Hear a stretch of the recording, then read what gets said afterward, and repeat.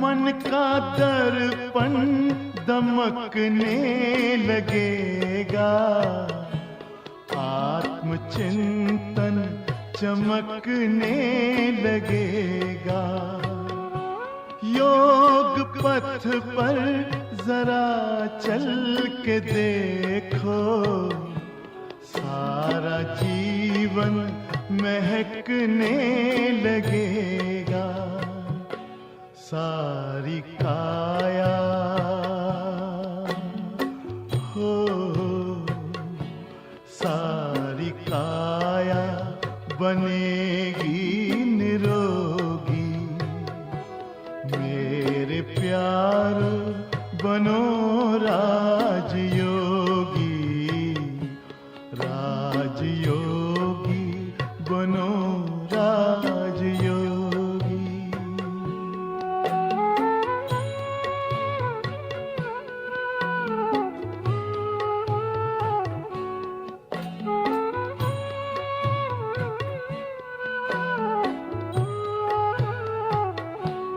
योग मानव को संयम सिखाता, संतुलन आचरण में लाता।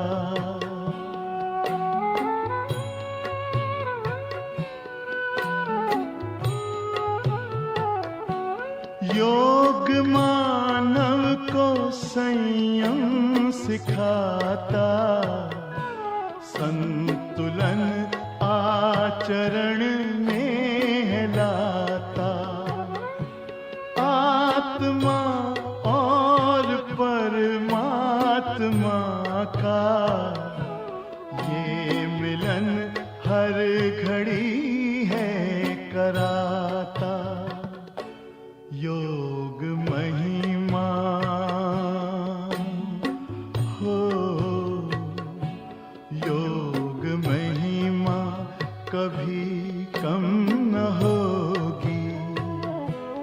मेरे प्यारो बनो राजयोगी, जिंदगी में परम शांति होगी। मेरे प्यारो बनो राजयोगी, राजयोगी बनो राजयोगी। ओम शांति, ओम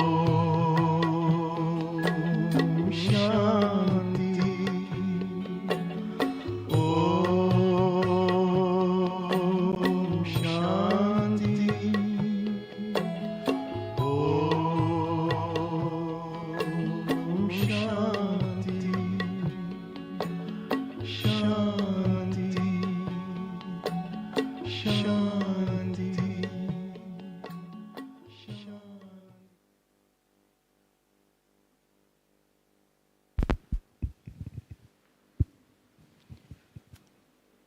Om Shanti. So, good morning once again. Welcome. And we are very, very fortunate to have with us Jayanti Didi ji, who's with us today for this topic on meditation to calm the busy mind and lead an easy life. And Jayanti Didi is an embodiment of that, because as the additional administrative head of Brahma Kumaris, you can imagine how much the expanse of services that would be there. And Didi travels both abroad and in India and serves many people.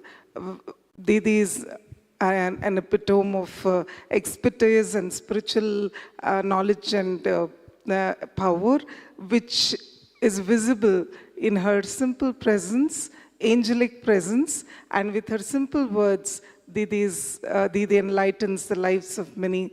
And so when I said we're fortunate, I really mean we're fortunate because Didi is continuously traveling and the dates coincided, and so, or was pre-planned, I don't know, but definitely we're fortunate to have Didi's presence with us here today. And so once again, I request the people sitting at the back, brothers and sisters, please come in front so that you will be able to enjoy the experience much better. Thank you so much, Jayanti Didi ji.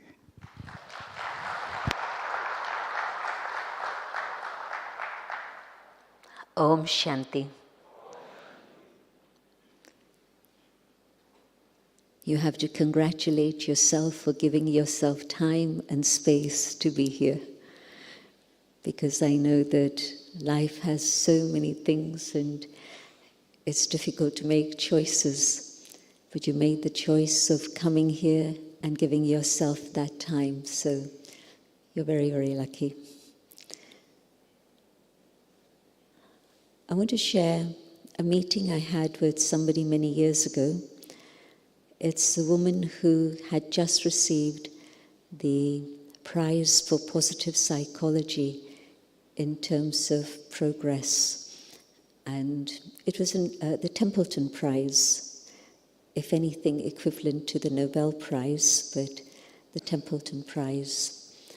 And as we were sitting together chatting, I asked her the question, how come we never used to hear about positive psychology until recently? I think it would have been just about in the 80s or even later that I came across that term.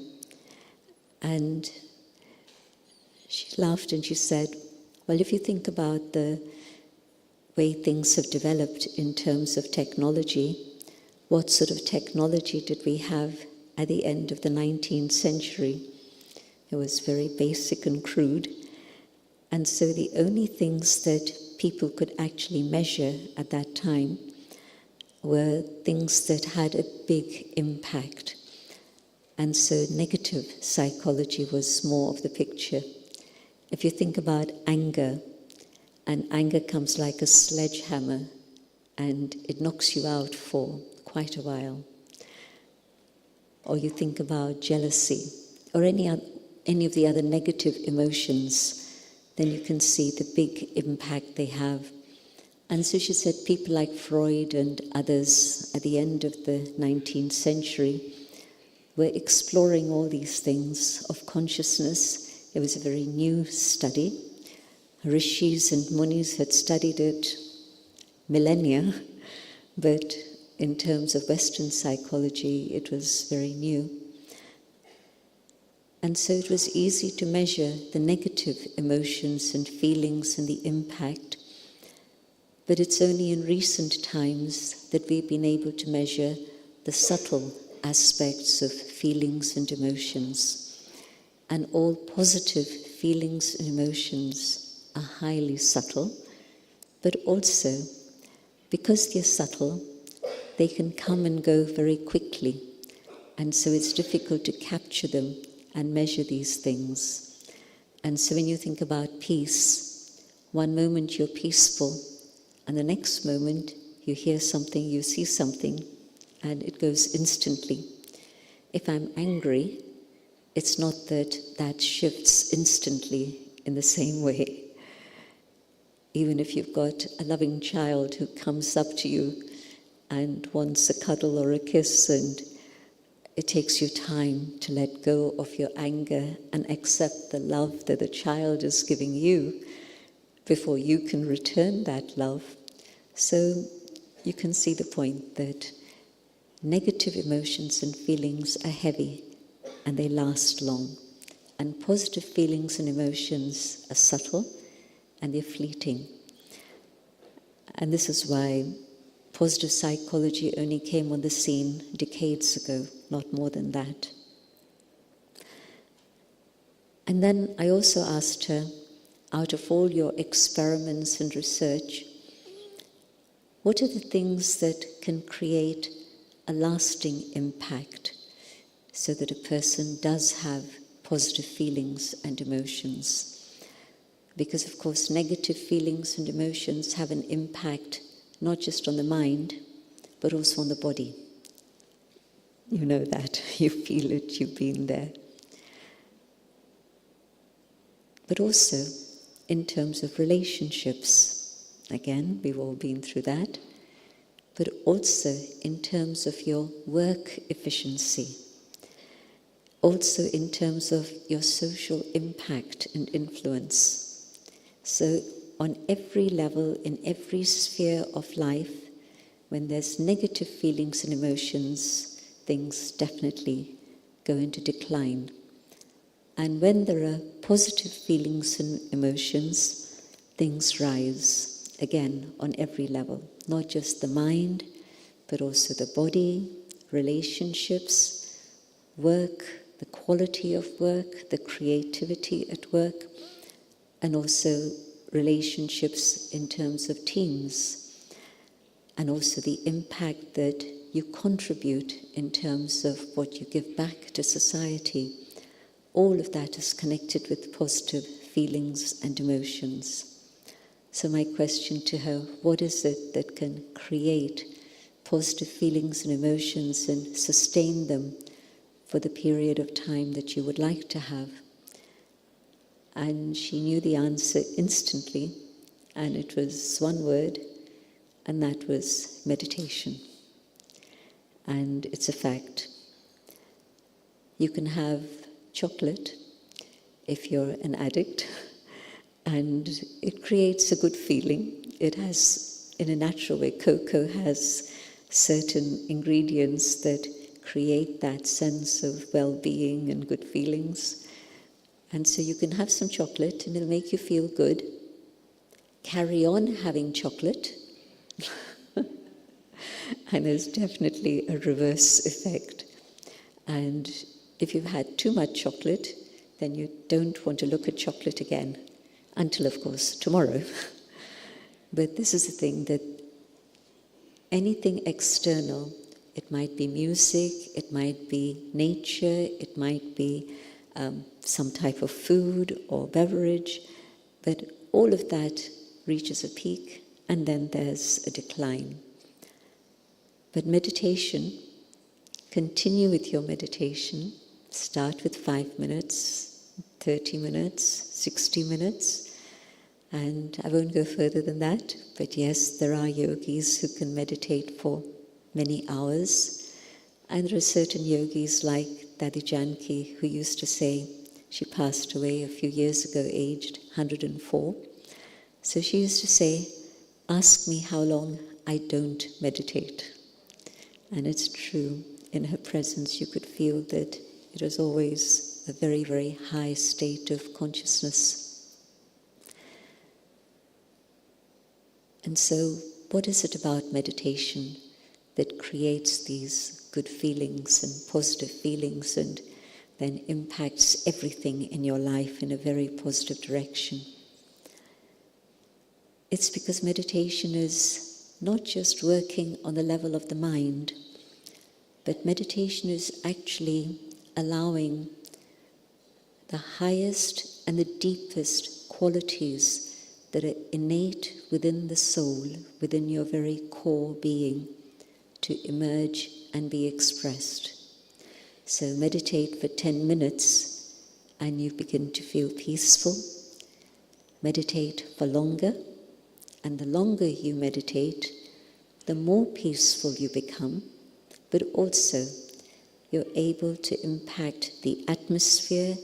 Your rays are able to reach out and impact other people, but not just people, animals, every form of life, nature itself.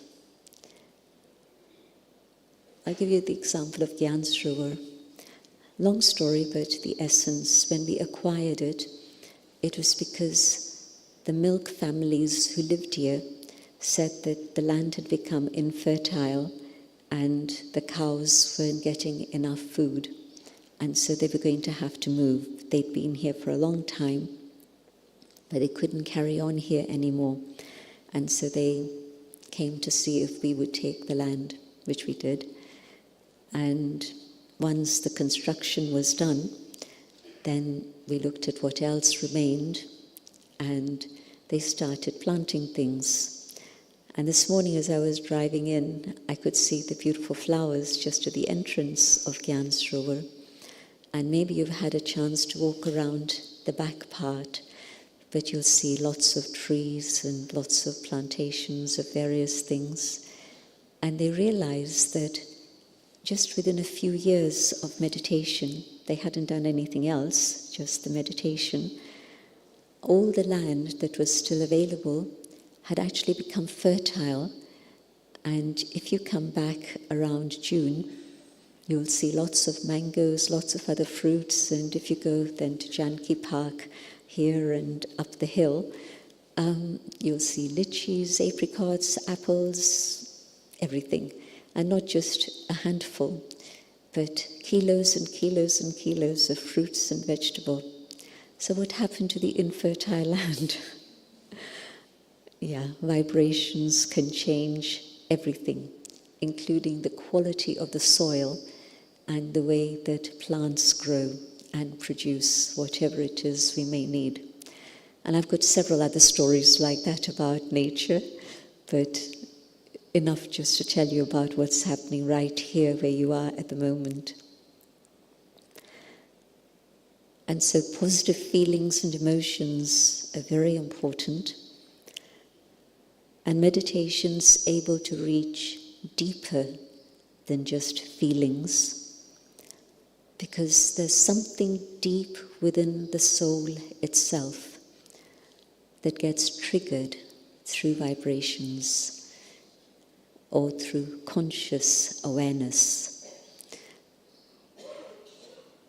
I was in a gathering of about 2,000 for several days, our annual general meeting of teachers that was taking place in our big campus at the bottom of the mountain. And it was a full-on meeting.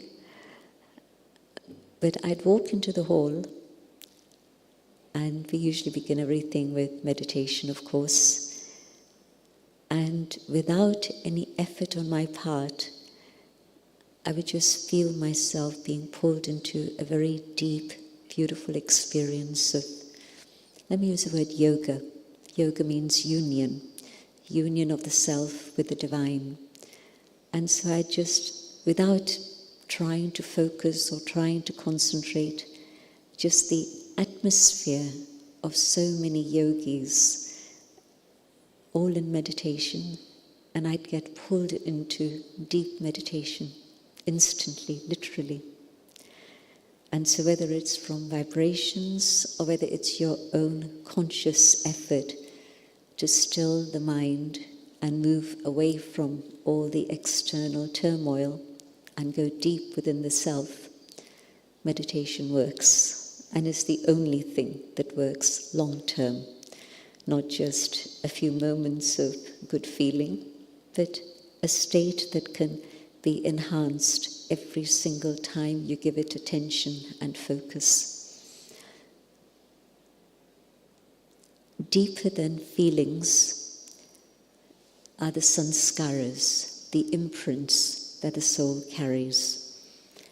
And at the moment we carry a mixed bunch of imprints, some good sanskars and some not so good. And that's true of absolutely everyone. But there are certain situations and certain things that we do that trigger the not so good sanskaras. And then the other way, there are things that we can understand and learn and practice that can reach the original innate sanskars. The original innate sanskars are 5.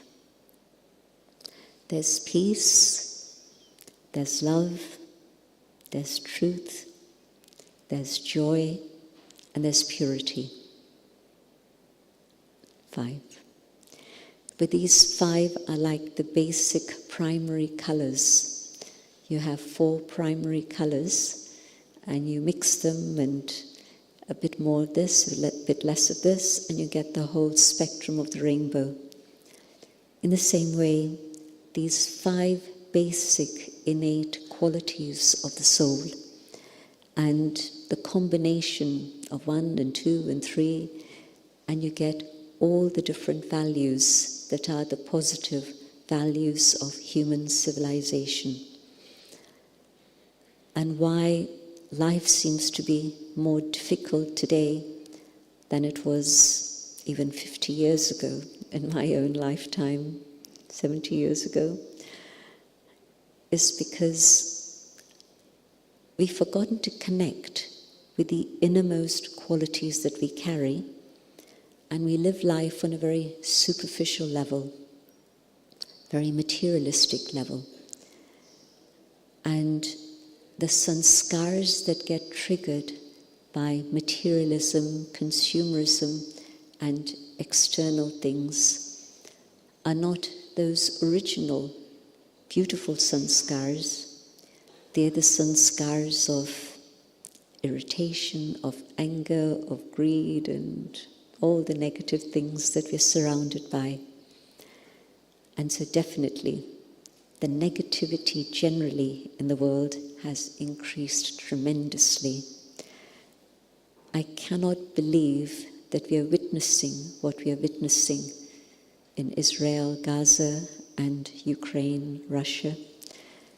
And the amazing thing about the Brahma Kumaris is that we have Israelis who are meditators, we have Palestinians who are meditators. We don't have a center in Palestine, but we have many centers in Israel. And again, we have centers in Russia and centers in Ukraine. So we get to hear the personal stories of what's going on in all of these places. And so then it's not just what you're reading on the internet or on the printed page, but you're actually hearing the stories from the heart. We had a group of 17 Israelis who were here from the 22nd of February through to early March. And by destiny, it was a window when people could leave and go back. So they managed to capture that. Today, Israelis can't leave at the moment. So destiny brought them here, all of them long-term meditators. And the stories they shared touch your heart, but equally people on the other side. But the point is that what has happened to human beings that all these things can actually happen? And it's humans who are creating all of this. Whether it's the environment or whether it's politics, it's humans. The simple answer is we've forgotten to connect with ourselves. And when we begin to spend even a little bit of time in silence and go on that inner journey, we're able to connect with the original qualities of the soul. And every human soul carries these beautiful qualities. And so one is to go on that inner journey and find that peace that we all carry within the soul, but the other is to connect with the divine. Abroad, or at least in Western Europe, I wouldn't be able to bring the subject of God within the first few minutes of meeting people. But here in Bharat, it's much easier. But even here, the climate is changing rapidly. And of course, that's because we very often don't get answers to the questions that we have about God. Age 8, my parents moved to London when I was 8, and then growing up there, age 14, I remember saying to my mother, who was a Raj Yogi, she was a meditator, I was saying to her, I'm not sure there is a God or not. And she was wise enough not to try and convince me. It was wisdom. And then she said, okay, you'll find out for yourself. And again, destiny, that I came to spend a long stretch of time in India rather than 3 weeks holiday. So when I came to spend a long time in India when I was 18, just the atmosphere of India, and maybe in the 60s it was a bit different. There were no shopping malls. You couldn't buy foreign goods here.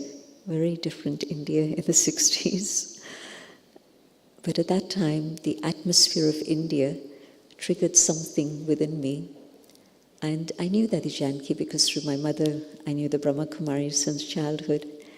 I went knocking on Daddy Janki's door. She was in Pune, where my grandmother lived. I was with my granny. And she said to me, very happy to see me. She hadn't seen me for a while. Do you want to say something or shall I say something? I said, Daddy, I've come to listen. And she spoke about conscience. And she spoke about how the conscience has been influenced by so many different things. Media, society, friends, all the things that you know about. And as a result of that, there's no clarity, and we don't know what is right and what is wrong anymore. And she had felt my pulse, not physically, spiritually, and that's exactly where I was at. There was the permissive society. This was by then 1968. So the permissive society had started. There was Western society. There was general Indian society. And then there was my mother, very spiritual. So there were all these different things in front of me. And I had no idea which is the path I would like to travel. So she'd absolutely felt the pulse and talked to me about what was going on. I hadn't even that, which was subconscious within me. And so she's talking about these things, and I say, well, how do we change that? And she says, meditate. And so I started my meditation course the same day. And 6 weeks later, I knew that this is to be my life. And I haven't changed my mind since. And so yes, part of the calming effect of meditation is that there's clarity. When there isn't clarity, and many thoughts and thoughts of confusion come very quickly. And it's the same thing with the negative feelings as negative thoughts. Confusion, fear, anger. Once the train has left the station, you can't stop it. It's racing, absolutely racing. And so you have to learn to think about what you're going to think. Not just think about what you see or what you say and what you hear, but about what you're thinking. Because your thinking is going to take you off in all sorts of avenues. And so when I don't know right from wrong, because of all these myriad influences, very difficult to keep the mind calm. And of course, we love speed. You pay a lot of money for your high-speed computer, right? You pay a lot of money if you want a fast car. Speed and modern life is very connected, and we pay a high price for it. But we've forgotten that the big price we're paying is actually what's happening with the mind. My mind races, and it's so easy to come to the wrong conclusions. Has that happened to anyone? Thank you for your honesty. Some have raised your hands, but it's happened to most of us at some point. I jumped to the wrong conclusions, the wrong decisions, and whoa, there's a problem. And it wasn't there before. I actually created it because at a certain point there were choices, but I didn't make my choice in good time. And so the negativity of the atmosphere took me off in another direction. And so the need for calm in the mind is to be able to deal with making myself so strong, so resilient, that the outside world doesn't impact me. But I'm connected with my own innate qualities, and that is able to impact everything else. Think about a boat. And when a boat is on the shore, it's okay, but it's not meant to be on the shore. It's meant to be in the water. That was its purpose of existence. And then when it's in the water, it's fine for it to be in the water, but it's not fine for the water to be in it. A little hole, and the water starts coming inside the boat, and you know what's going to happen. And so the soul is here in the world, in the body. We are meant to be living life. And so it's not a question of leaving the world and sitting on a mountaintop or in a cave, but we're meant to be here, in action, in life, in connection, relationships. But if the world gets inside of me, there's a problem. Why do I have insomnia? Why do I have high blood pressure and all the many, many ailments that come from stress and pressure? You know the answer. I've let the world get inside of me instead of I being on top of the world and on top of myself. And so meditation is the method to be able to make the inside world so strong, so resilient, so powerful, building capacity. We use this expression a lot about building capacity. We're talking about external things usually, but real capacity building starts here. And so as I meditate, I'm building capacity within myself so that I'm able to maintain that state of peace, of truth, of love, whatever else is going on around me. And you'll begin to feel it, you'll begin to see it happen very, very quickly. Things that used to irritate you before, and a few days of meditation, and you'll say, it's okay, it's out there. I'm the master of what's going on inside, and you'll be able to detach and smile. That doesn't mean lack of compassion. Rather, it means more compassion. But it means compassion with equality, not just compassion for one side and not the other side, but compassion for all. And so building capacity spiritually means that I'm moving forward in my life by enhancing those inner qualities that I know I carry. Everybody's had that moment of peace, that moment of truth, but it doesn't last long. So now what meditation is doing is building it up so that it becomes more and more natural for me to connect with that rather than the influences and the acquired sanskars. I've acquired a lot of sanskars along my journey that were not originally mine, but they've gradually built up. And so now, by meditating, I'm tapping into my own inner resources, allowing them to emerge and be expressed more and more, so that the influence of the acquired sanskars is reduced. And there comes a moment when you say, you know, I wouldn't have been able to keep smiling. This would have impacted me so deeply that the effect would have lasted for days, maybe for years, even sometimes. But today, I'm able to be the observer and watch what's going on and know what I need to do. There's a difference between responding accurately to others and reacting to others. And what's the percentage that goes on in my life at this moment?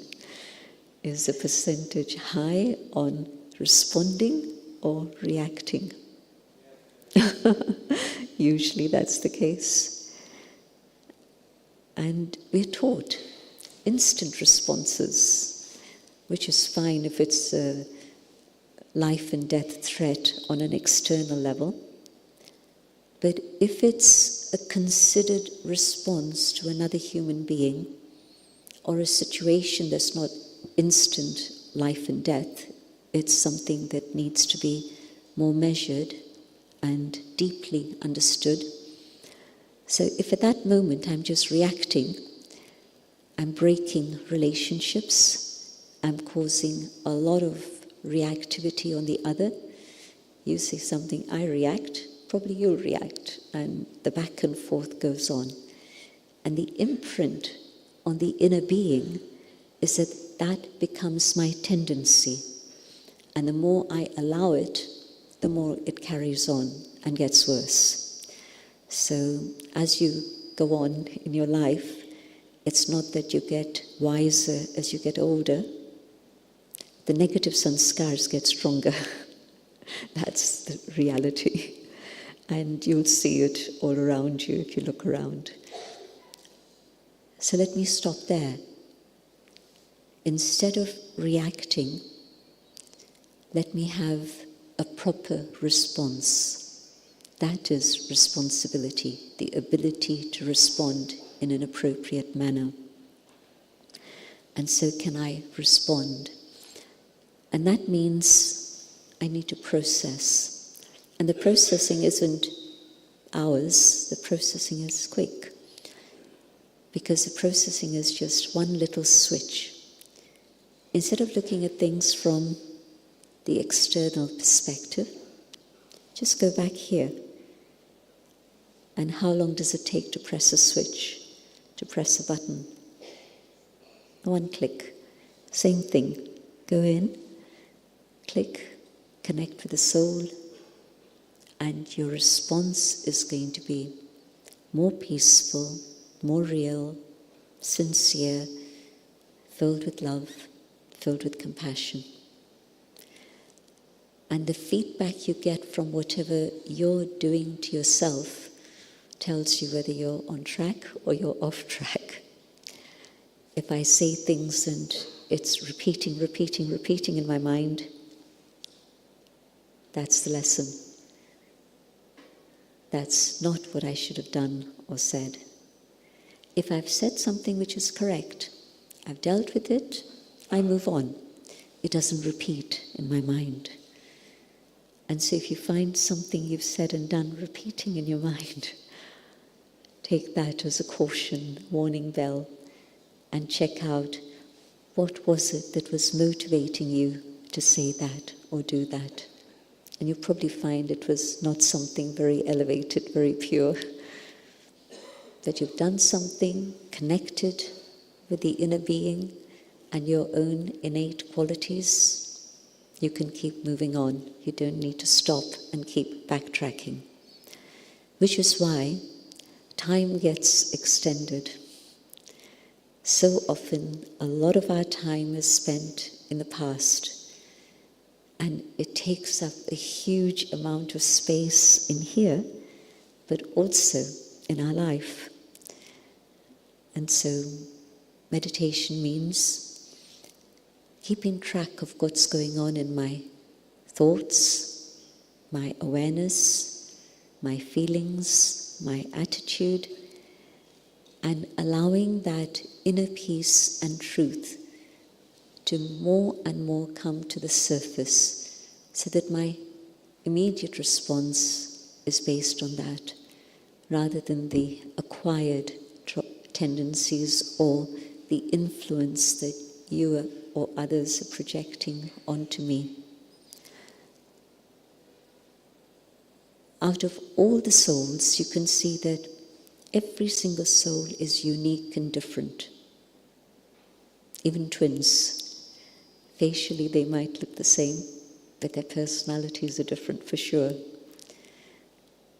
And so every individual soul, and every soul with different qualities and capacities, and out of all these souls, there's one soul who is the supreme, because there's unlimited peace and love and truth, because that soul, that one soul, is not part of the cycle of birth and death. And that soul is given the name the Supreme, or God, the Source, Divine, whatever name you choose is fine. But in meditation, instead of thinking about this one, this one, this one, I'm thinking about the one, the Supreme, the Divine. And I use my mind very consciously to create that awareness of peace within myself, connecting with the source of peace. And the connection is wireless, and we're drawing from the source and filling ourselves with that. And then we too can become instruments to share that peace. So it's very logical, very simple, and I just have to do it to be able to see the value of it and the truth of it. You know, there are some things that you can hear about. I can tell you mangoes are sweet, but if you've never had a mango, you'll say, you know, as a child in England, we didn't have mangoes there. You didn't have this business of importing, exporting fruit and veg across the oceans. So the children around me didn't know about mangoes. So when I said, I'm missing mangoes, they didn't know what I was talking about. And they said, well, how sweet is it? Like a cherry? Like an apple? No, something else. But you need to have tasted it before you can talk about it. Same way, meditation, I can talk and talk and talk about it. But when you do it yourself, and it's very simple, when you do it, then you're able to feel the benefit of it for your own life. And the technique, first step, go inwards, come to the awareness of the soul, go upwards, connect with the divine, just through your thoughts. Whatever you think about, that's the influence that will come to you. It happens in everything. But now you're thinking about the source of peace, of truth and love. And so those qualities come to you, and you are absorbing those qualities, and it's opening up that which is there latent within you. You know, the seed has everything within itself, but it's only when the sun shines and the soil is right, the water is right, then the seed can germinate and blossom. Same thing. The right time, the right atmosphere, and my own thoughts, connecting with the divine so that that energy from the source reaches me, and that which is within me can awaken and emerge in my life once more. So the thoughts that I have about myself, to come to that awareness of who I truly am. And the thoughts about God, the qualities of God, the relationship with the divine, the experience of who God is. And the connection means that that energy will flow, and I am transformed through that influence. We all have an influence on each other.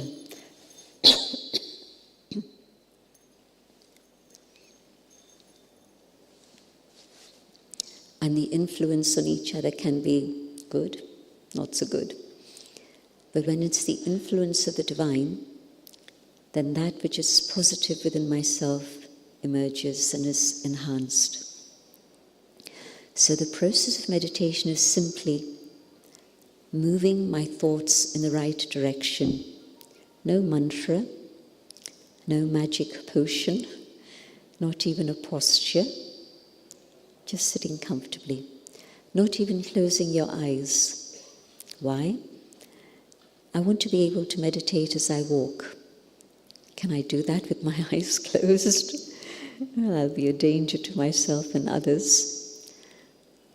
And so I need to find a mechanism whereby I can keep everything flowing, my eyes are open, I'm not cutting myself off from anything, but whilst I'm doing whatever I'm doing, I can keep my awareness connected to the highest. This is why we meditate with eyes open. I think when you walk into a Brahma Kumaris gathering and you see people meditating, you expect they'll be sitting with eyes closed, they'll be sitting in a special posture, and here you don't see any of that. And that's because the training is keep your eyes open. And at first it seems more difficult because your eyes tend to create thoughts connected to the world out here. But now we're training ourselves to be aware and to look at anyone around us with that same vision. Don't see anything else. Just see the light that's shining in their forehead. And just that simple exercise changes the quality of our interaction with each other. That's simple. That's simple. And so in meditation, I sit comfortably, not so comfortable that I fall asleep, but comfortable and alert, so that the body is no more a distraction. Then I turn my attention here, connecting there, and just simply moving my thoughts in the right direction. And because the speed of pure thoughts isn't that fast speed, the mind automatically slows down. And when you make that connection and you start feeling it, the mind actually can experience thought and silence, thought and silence. But the experience of silence becomes longer and longer because you're in that experience. You know how if you've had a good sleep, when you're sleeping, you don't say, this is a good sleep. It's afterwards you say, that was a good sleep. So when I'm meditating and in that experience of God's love, of light, of power, I don't need to put a label on it. I'm just in that experience. And afterwards I say, that's what it was. So the connection with the divine, I'm using my mind, and once the mind has made contact, then the mind begins to be still, and deeper silence is experienced. But it doesn't happen in a day. It can, but not usually. But it does happen with practice. Just as with anything and everything in life, practice. And so 5 minutes, 10 minutes, and beginning the day with that time for the self is perfect because it prepares you for the whole day.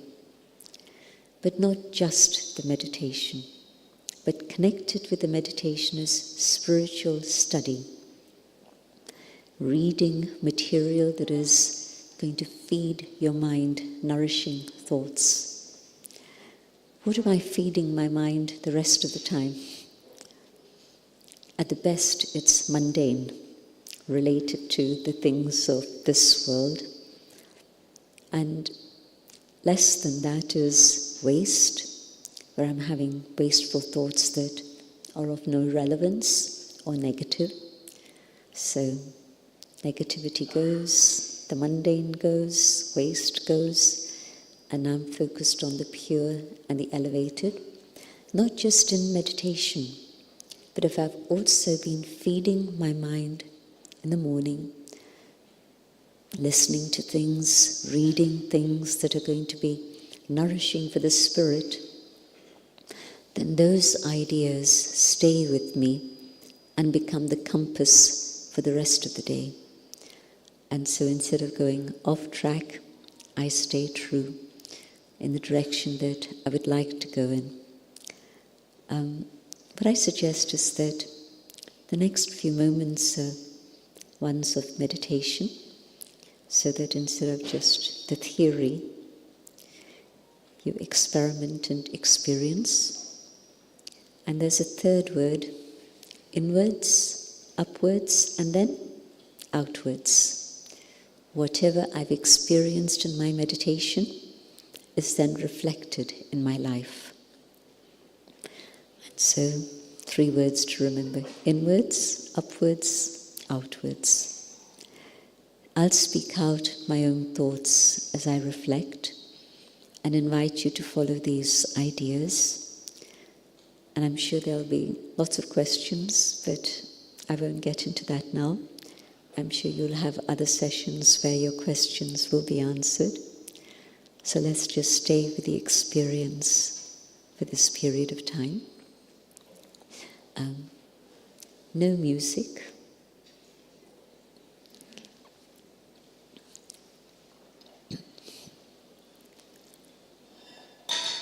Sitting quietly, I let the body relax.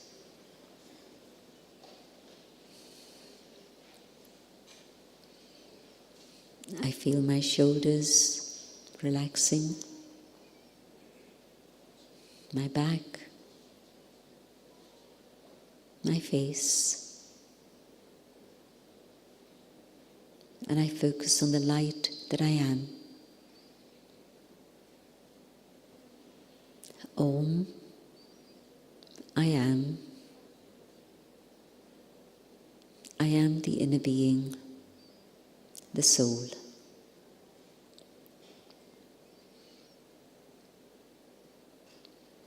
And in this awareness of the world within, I go deeper and deeper within myself.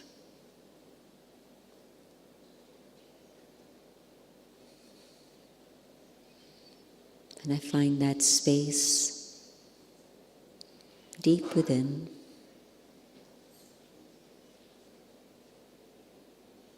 where there is peace.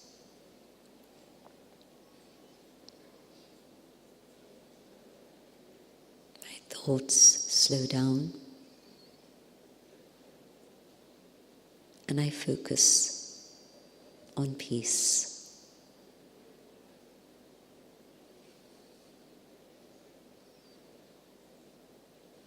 And in this awareness, I can feel the presence of the divine, the source, the supreme.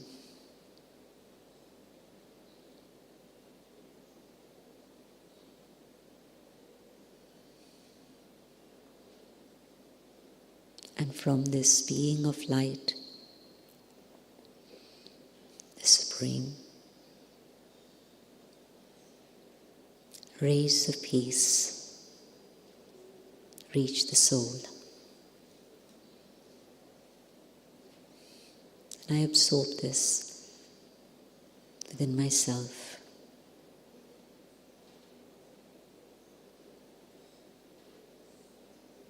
And these rays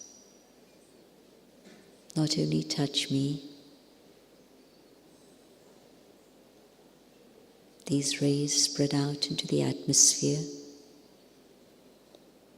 and touch everyone around.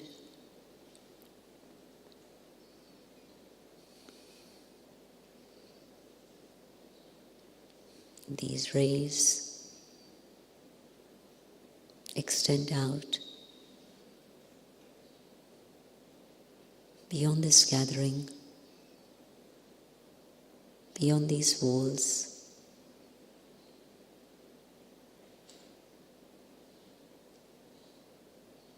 and reach out further.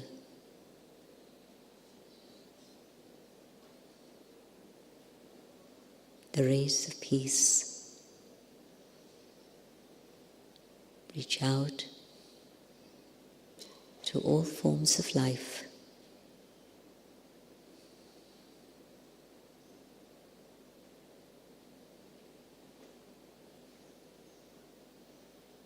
And they become calm, knowing they are safe. And the rays of peace reach out to nature itself.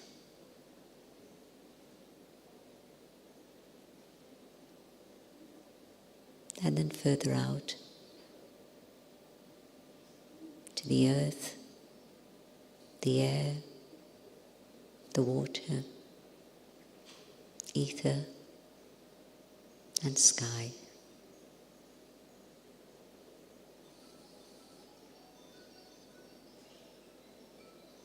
And the rays of peace surround our planet and everything within the planet.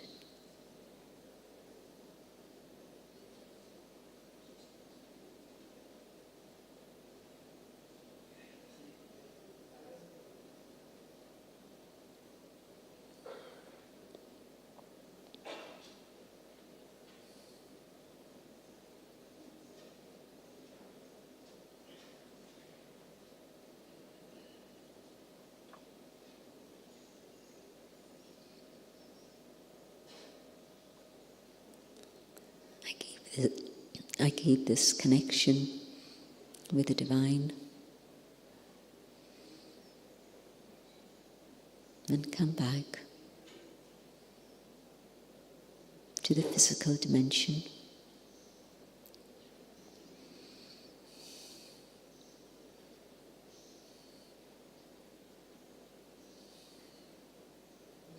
But I keep this peace. And I hold this awareness of who I am. I am the light,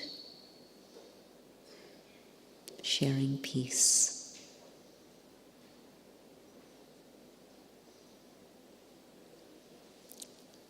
Thank you for your attention.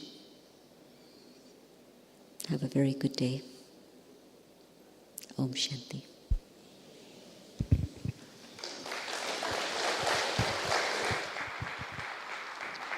Thank you so much, Jayanti. So thank you. I'm sure we all had a wonderful experience and also an enlightening talk. So thank you. Thanks to all of you. We now have with us Sister Vidatri. I'd like to call upon Sister Vidatri, who will be taking us through some creative meditation exercises. Thank you. So we call this the one-hand clap. One hand, noiseless.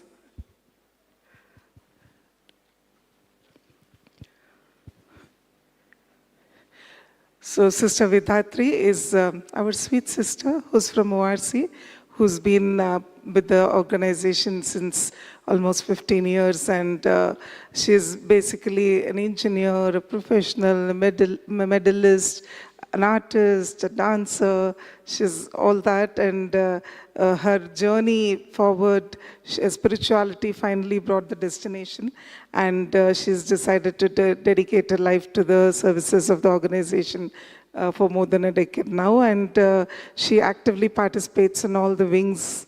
We have the different wings, the business industry wing, the IT wing, the administrators wing. She also conducts programs in in the ministries, in the corporates, in the PSUs, in colleges, universities. So the list is a lot. But I would like to mention here that she had worked with the IBM, and she's taken on a lot of managerial roles also, worldwide responsibilities. And after that, she decided to dedicate her life to Brahma Kumaris. So we welcome her with a huge round of applause. So she will be conducting a creative meditation exercise for us. Thank you. Om Shanti. Om Shanti. So we had a very serene and a very elevated experience of meditation with Jayanti Didi, isn't it? All of us. So let us extend that experience that we had for ourselves. Let us also extend what she was talking about, our sanskars, in the beginning of her talk. You remember? So let us extend that, and let us also understand how to be in that consciousness of meditation while we are interacting. Did you feel that she was in meditation while she was talking to you? Not just when she was doing meditation, even otherwise. So, meditation to lead an easy life while we are so busy. I'll share some of my experiences also. But to begin with, let us have that experience ourselves. So, I request all of you to please stand up at your places. Because meditation is not something that you always have to sit and do. How many hours of the day can you really sit and do meditation? Do you have that time? Do you have that time? No. Even though our job is a sitting job, but then we don't have that time to do meditation every time when we are sitting. So Raj Yoga meditation is a beautiful technique that blends very easily with all your day-to-day activities. So we'll see how we can do that. Are we ready? Okay. So just for a moment, you can keep your eyes open. Just reflect back. Just watch your life's journey.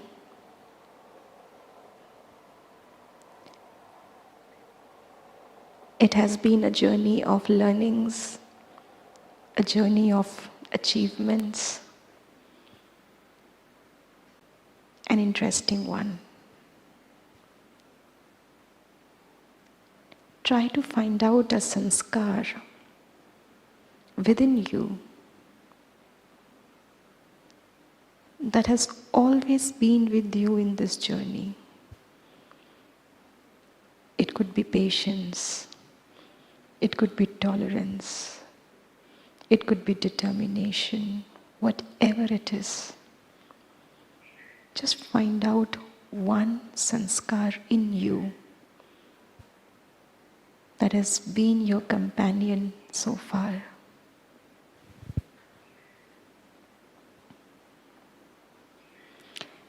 And now, feel that sanskar in you right now. That sanskar is your strength, your energy, and you are radiating this energy wherever you are.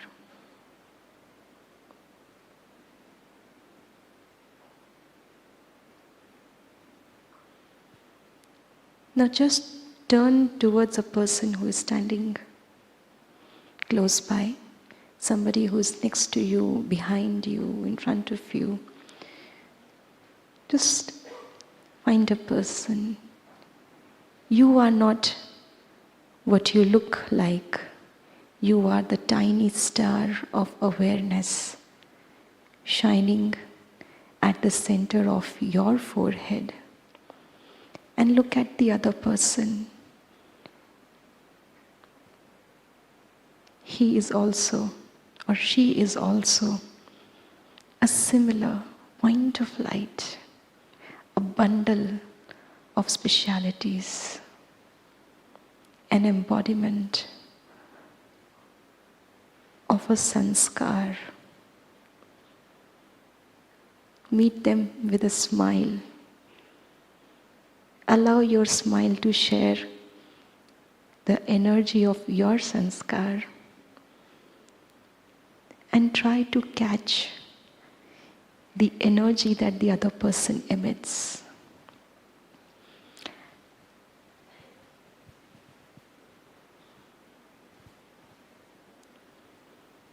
Try to feel the vibrations of the other person, equally positive as yours. Yours might have a different flavor. They have a different flavor. And all flavors are equally good.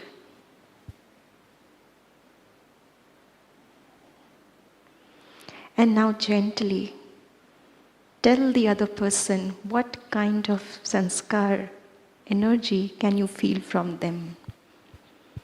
You have to tell the other person what energy you are trying to feel from that person. Give them that compliment. I'm able to feel this energy from you.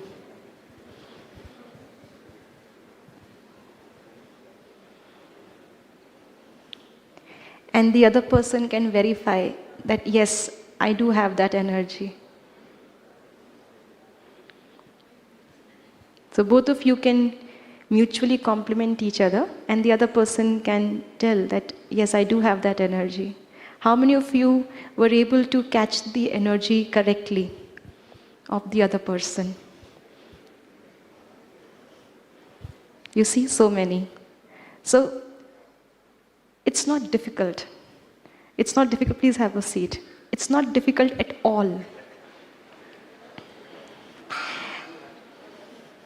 Sometimes we say, सारी जिंदगी हो गई, हम इसको समझ ही नहीं पाए. Do you have that complaint? सारी जिंदगी हो गई, हम आपको समझ ही नहीं पाए. And sometimes we have the other way around also. We say, आप हमें कब समझोगे? When will that day come that you will actually understand us? आप मुझे समझते ही नहीं. But you see, just in 2 minutes we were able to get something out of the other person. Even when we were not speaking. Why? Because I was in that pure and clear stage. A stage in which I can easily catch. If you happen to have the habit of eating too spicy food, and if I offer you a normal food, by the way, how are you liking the food over here? Yes, a big round of applause for the whole team that is working behind. And tonight, we are going to meet the whole team who is working behind the scenes to allow us to have this beautiful experience over here. So, if you are habituated of eating too spicy food, and if I offer you a food that is mild, it's not tasteless, but it is mild. कैसा लगेगा आपको? If you're habituated of eating too much of salt, you'll say, नमक थोड़ा कम है. You won't be able to identify those subtle flavors because you are habituated of loud taste. Similarly, in the world that we have created for ourselves, we are habituated to loud expressions. Happiness should be expressed loudly. Sorrow should be expressed loudly. Disappointed, dissatisfaction should be expressed loudly. So if I am able to have certain subtle feelings, I usually miss that. And everything that nature offers me is not loud. So we are missing on most of the gifts that we are getting. So Meditation helps us to identify those subtle flavors like we did now. So anything which is very gently crossing your life, you can easily catch it and you can make the best of it. So this is how meditation can ease myself, because it calms down my mind. It allows me to experience the majority of subtle flavors, subtle success, subtle happiness, subtle moments of joy, that peace, that appreciation that somebody might be giving me without even speaking. While I'm just looking for those verbal, those visual, and those extravaganza that I have, those that paraphernalia that I'm used to. Another thing, what makes our life difficult? Jayanti Didi was sharing about our 5 main values. Do we remember that? Those are love, peace, truth, joy, purity. So let's experiment on these values, okay? Again, I would like to choose, you can choose a partner. They may be the same person whom you met, maybe a different person, but choose a partner sitting next to you. And once you have chosen a partner, just hold hands with your partner and just show me that this is my partner. Okay. Anybody who does not have a partner? Okay, please, hands down. Anybody who does not have a partner? Okay, you have a partner. Anybody who does not have a partner? You don't have a partner. Okay, you two can come together? Okay, you can come together. So sister, if you can come and join here, the first row, it will be really nice of you. Thank you. You don't have a partner. Anybody who doesn't have a partner? Okay, so you can come up with him. Up, यहाँ आ जाइए sister, that corner. So I believe everybody has a partner now. Acha, anybody who does not have you can be partners together, no? Huh? You want to change? तो आप आगे आ जाइए, पीछे आ जाइए. नहीं, मैंने कोई partner fix नहीं किया. मैंने कोई partner fix नहीं किया. You are free to choose your own partner. Just make sure you're sitting to next one who is your partner. Okay? Okay, now let us begin. One of you can choose to, it is a challenge. One of you can choose to give the challenge and one of you can choose to solve the challenge. Now you decide who is going to give the challenge and who is going to solve the challenge. Okay, what kind of challenge? Fine. Nice. Let me reveal it. No surprise at all. The challenge is to open a fist. So one of you has to hold your fist very tightly and the other person has to open it. Okay, so now choose who is going to close the fist and the other person has to obviously open it. Huh? Huh? You can use both hands. You can use both hands to open and the person who is closing the fist. Okay, so who is closing the fist? Please show me your fist. Okay, now I give you 30 seconds. 30 seconds to the other person to open it, please. 30 seconds to open the fist. I can't hear you. I give you time, I listen to you. Okay, nice. Okay, good. How many of you were able to open the fist? Very few. Acha, okay. Thank you. Thank you for trying. अभी से ताली क्यों बजा रहे हैं? अभी तो कुछ हुआ नहीं. Reserve your claps for a later while. Now, honestly, when I told you to close the fist, did I tell you to not allow the other person to open it? Was that the condition? मैंने ये कहा था क्या कि आपको अपनी मुट्ठी खुलने नहीं देनी? नहीं कहा था ना? लेकिन what were you trying? When the other person was trying to open your fist, what were you doing? 30 seconds were so that you can think creatively. To open a fist, you only need a second. The rest of the seconds were for you to calm down and think creatively, how can I open this fist? How many of you tried force to open the fist of the other person? Honestly, majority. And those who had closed the fist, how many of you tried not to allow the other person open the fist? So you see, they are the partners because for every action there is an equal and opposite reaction. If you have that mentality, ye khulne nahi dena, other person will obviously apply force. And you would have noticed the greater amount of force the other person was applied, you were closing it even more tightly. You know, medically, this fist represents our heart. Our heart is of the same, usually same shape and size as of our fist. So this represents your heart. How many times do you allow people to actually open your heart and enter into it? Make space in your heart. You're sometimes so close. ये क्यों आया है मेरे पास? ये क्या कर देगा मेरा? We're sometimes so, and it is all assumption based. It was an assumption that we don't have to allow the other person open the fist. And sometimes we do get those excuses कि अगर force नहीं लगाएंगे, जोर से नहीं बोलेंगे, गुस्सा नहीं करेंगे तो अभी दिखाऊं कैसे काम होगा? दिखाऊं? The same person should now close the fist जिसने पहले close की थी. Equally tight. Now do it once again. Now the other person who has to open the fist, just look at your partner, smile.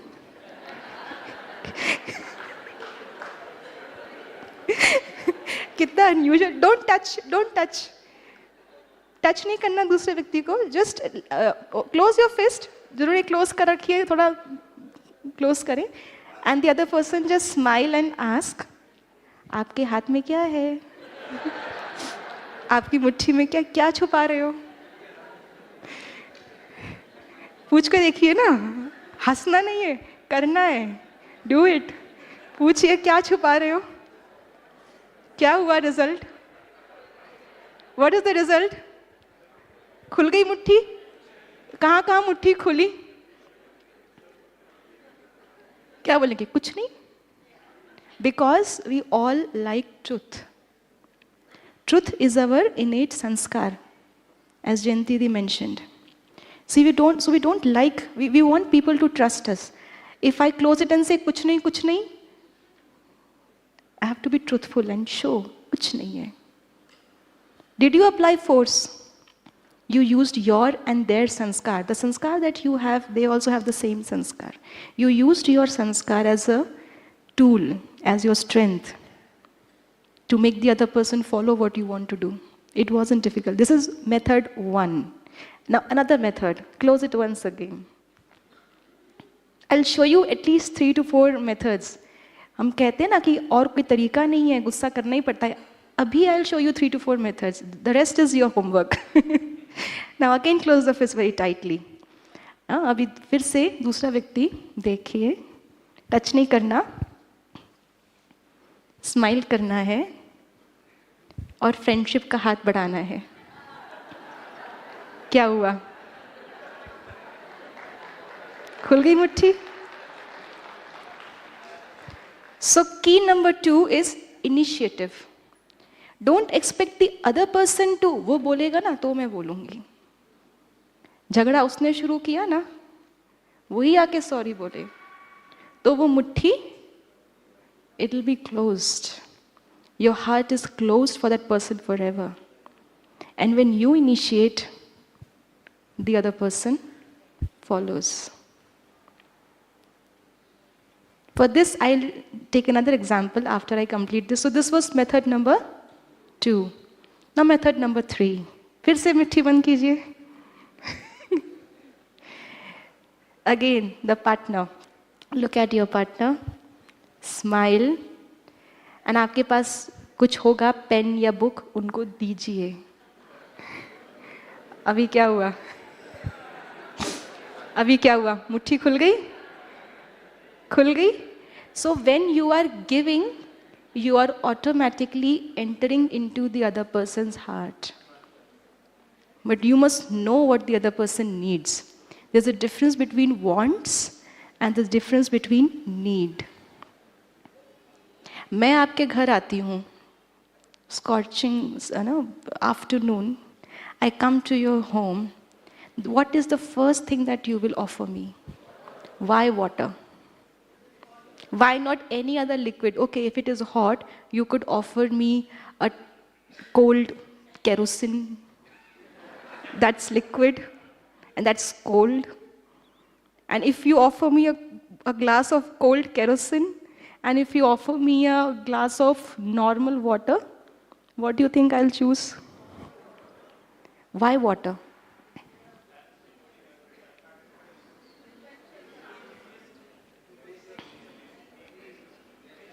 Because my body is made up of water, and so that is my need. And how do you know my need? Because it is your need as well. So you did not know what is my need unless you knew what is your need. So when we say ना आपको समझना बड़ा मुश्किल है, it implies you have not understood yourself. Because if you understand yourself, you can understand everybody else. How many of you have done a blood test in your life? Everybody. So when your blood is tested, is the whole blood taken out to test and then again put back? Only a few drops are taken. They are tested. And that sample tells you about the whole composition. You are the sample. You are the drop of the society. You need not find out what is there in each person's mind. You are a sample. You are that drop. If you understand yourself, you understand what is the whole composition, what is there in everybody's mind. So if you know your need, you know everybody's need. So don't make efforts to understand other people. I have to make efforts to understand who I am, what I am, what are my needs, what are my sanskars. So that is why if you offer, if you know your needs, you know the needs of every other individual on this planet. And when you offer them what they need, unki mutti khul jayegi. But if you don't know their needs, you will always try to assess their wants. And you give them the want, and the story is not over. Then they want something else, then they want something else. And this goes on and on until you are exhausted.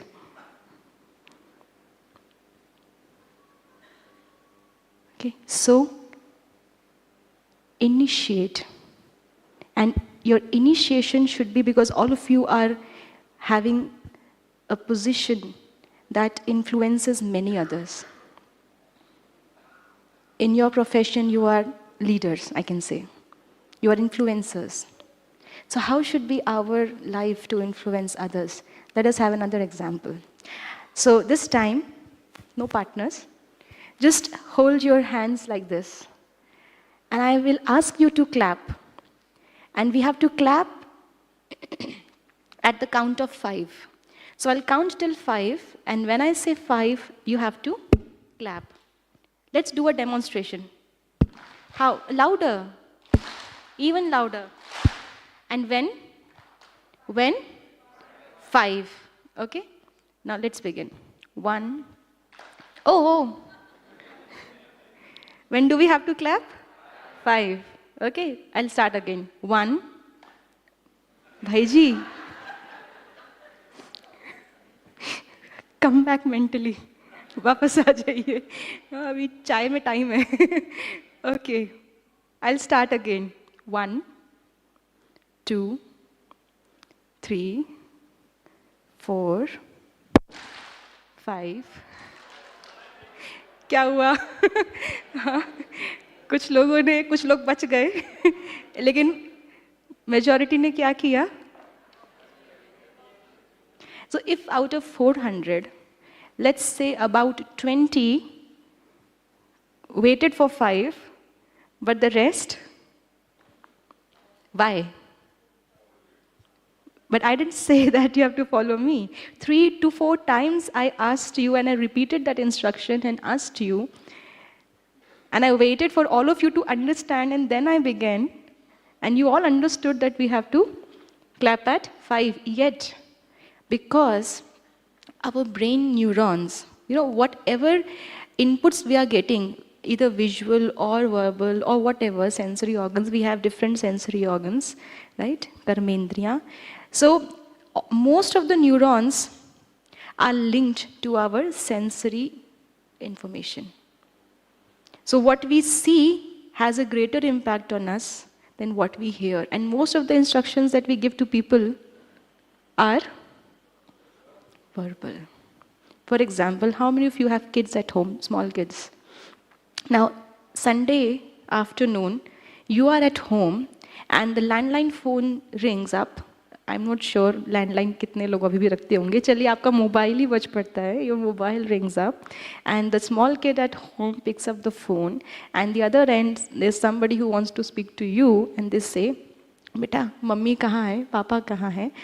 And the child comes to you running, phone दिखाते हुए इनका phone है and you without speaking you इशारे से उसे बोल तो घर पे नहीं है. And sometimes the child is so innocent, he says, mummy कहती है मम्मी घर पे नहीं है. But sometimes the children are smarter and they will say, mummy घर पे नहीं है या पापा घर पे नहीं है. आपको बाद में कॉल कर लेंगे. And when you get free, then you call that person and everything is okay. This child has been learning since childhood through you, through teachers, honesty is the honesty is the best policy. झूठ बोलना उसको पाप का meaning नहीं पता, but the way you told पाप है, he thought it's something big, I better not do it. And what you just now did was a lie. Dishonesty.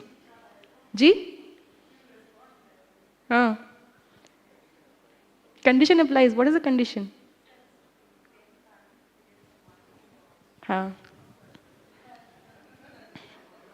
ठीक है.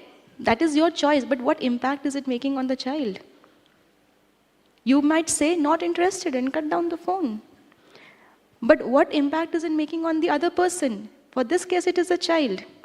Now when this child grows up, and this happens very often in different cases, when this child grows up, what do you think he'll say? He'll say, honesty is the best policy, is only good to hear. It is not being practiced. I haven't seen it being practiced.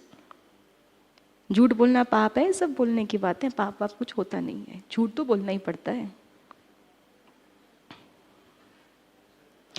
We have to be very, very careful of what message are we conveying. And as you saw, what message I conveyed verbally was not followed by the majority. If one person can make a lot of 350 plus wrong, this is how the world has gone on the wrong path. So the power of one is not less. If one person can influence so many people wrongly, don't you think that you, the one, can influence other people positively also? So don't think कि यहाँ तो मैं अकेला आया हूँ, अकेला क्या करूँगा? You have that power. ऐसे ही दुनिया बिगड़ी है और ऐसे ही दुनिया सुधरेगी भी. You have to initiate. Because if I have an influence area of 350 plus, you have an influence area of thousands. One mistake going to 350 and from each one of you to thousands. You can see how it multiplies. So you are here, the agents of creation. You have come to Brahma Kumaris to become a mini Brahma, to create a world of positivity. And how many of you join us in doing that? Don't have to do something very big. Just be the change that you feel here.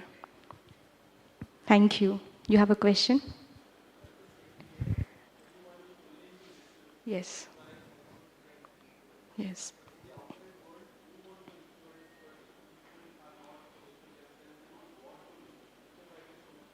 So don't speak. Do. Because they can't avoid watching you. They are watching you anyways. They don't want to listen to you, don't speak, do. And that has a greater impact, we saw. Thank you. Let's sit in silence and absorbing that one thing that I will implement in myself and go with this. And how can I influence others with that one thing?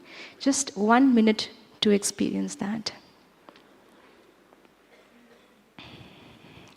I sit in silence, both external and internal.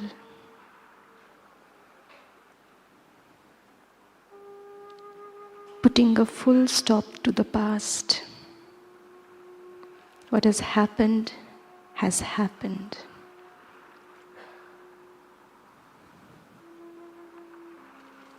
My future is a blank canvas in front of me. And I am the artist. I have the pen, the brush of karma in the moment.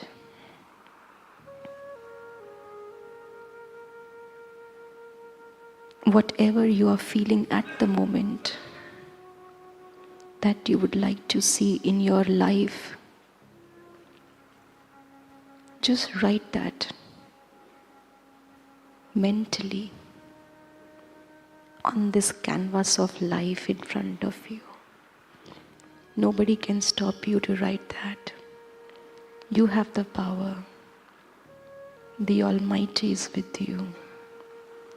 And you have the brush of your karma with you. Just write down what you want to see in your life from today, from this moment.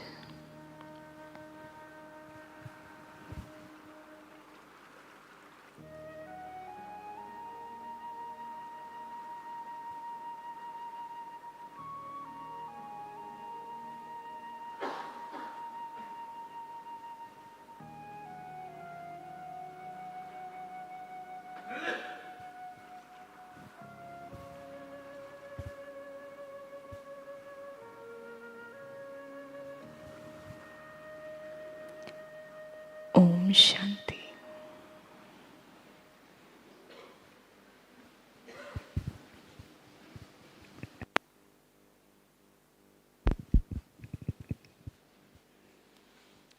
Thank you so much, Vidatrivan. Thank you. So, through simple exercises, yes, we can start that now. The soundless clap. So it's break time now, and we have the next faculty already here. So 15-20 minute break, and if you can come back, it'll be nice.